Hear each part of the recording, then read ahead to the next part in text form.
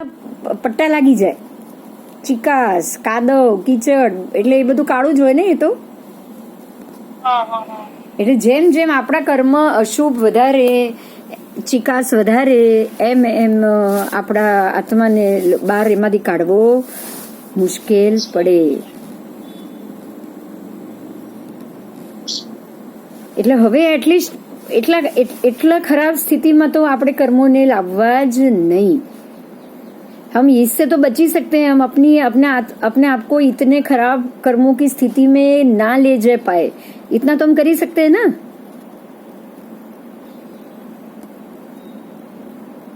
तो वो ऐसे ही होगा जब हम अपने जो जन्मजात स्वभाव है उसमें बदलाव लाए. वो बदलाव तभी आएगा जब ऐसे कर्म का उदय हो, सामने आ जाए, तो उस वक्त अपने आप को संपूर्ण रूप से सभान अवस्था में रखना चाहिए. बराबर है ना? संभाव सद्भाव में हाँ, बस बस बस. संभाव, सद्भाव, समर्पण. समर्पण भी ऐसा ही है, समर्पण और त्याग, क्योंकि उसके बगैर तो आप संभाव में भी नहीं आओगे. समर्पण, त्याग, संभाव में आ सकते, सिर्फ अपना सोच सकते. अपना सोच के भी आप संभाव में ही हो. हमें दूसरे की चीज से क्या लेना देना, हमने अपना ठीक कर लिया, बस बहुत हो गया, ये संभाव ही तो हुआ ना. पर सद्भाव और समर्पण तो अपना भी नहीं सोचना है, सबके हित का सोचना है, तब आपका त्याग और समर्पण आएगा. और उसके बाद जो जो कर्म बंधेंगे वो सारा ये नीचे का ढगला है उसको हटाता हुआ बंधेगा. और जैसे जैसे हटता जाएगा ना, ऐसे ऐसे उसका रंग बदलता जाएगा. वो वाइट सफेद शुद्ध के ऊपर हम जाएंगे ही जाएंगे. जितने भी मोक्ष हो चुके हैं, जितने भी आत्मा सिद्धात्मा में चले गए हैं, सिद्ध बन गए हैं, वो सारे अपने ओरिजिनल सफेद रंग में आ गए. उनकी लेशा सफेद हो गई.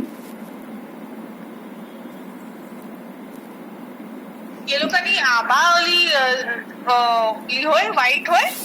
सफेद है, आत्मा तो सफेद ही है, स्फटिक जैसा निर्मल है. અને જે ઓલું છો પણ જેને કેવળ જ્ઞાન કેવું થઈ જાય, એની આભા વ્હાઈટ હોય કે દિવ્ય જ્ઞાન હોય, એની केवल ज्ञान जिनका हो जाए, पर वो अभी भी शरीर की अवस्था में है, शारीरिक अवस्था में है, उनकी आभा, उनके पीछे हम भामंडल पीले रंग का देखते हैं. अच्छा. देखो किसी भी फोटो भगवान या उनके पीछे आपको गोल पीला रंग का पीछे गोल चक्र दिखेगा. हाँ. उसको ही भामंडल बोला जाता है, आभा मंडल. उसका नाम है भामंडल. उसका पूरा उसको हम समझेंगे तो उनकी जो शरीर से जो आभा निकल रही है उसका प्रकाश पुंज कहा जाता है उसको. तो प्रकाश पुंज शरीर के आभा में से जो निकलेगी वो तो पीली ही निकलेगी. लेकिन अब उन्होंने शरीर छोड़ दिया, अब उनको वापस जन्म मरण लेना ही नहीं, अब उनको दूसरा तो शरीर मिलेगा नहीं. कर्म उन्होंने सारे खत्म कर दिए. अब वो जो सिद्ध गति में जाकर बैठेंगे तब वो सफेद रंग के आत्मा का स्फटिक जैसा ही उसका रंग होगा. आपको पता है, आप अगर जैन हो तो मालूम होगा, नवकार में जो 9 पद होते हैं ना, उसमें सिद्ध परमात्मा का रंग सफेद है. अरे सिद्ध शिला का रंग सफेद है. जो सिद्ध गति में जाए ना, जाने के बाद जो गति है ना, अर्धचंद्राकार जो सिद्ध शिला कही गई है वो पूरी सफेद है.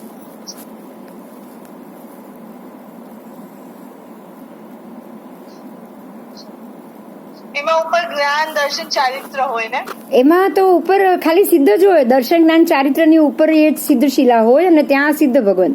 એ આપણા લોકમાં નથી.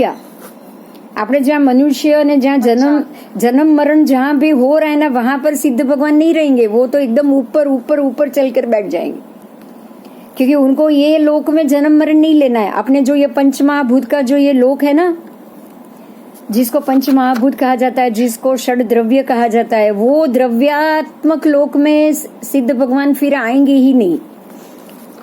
जो सिद्ध हो चुके वो यहाँ वापस नहीं आएंगे.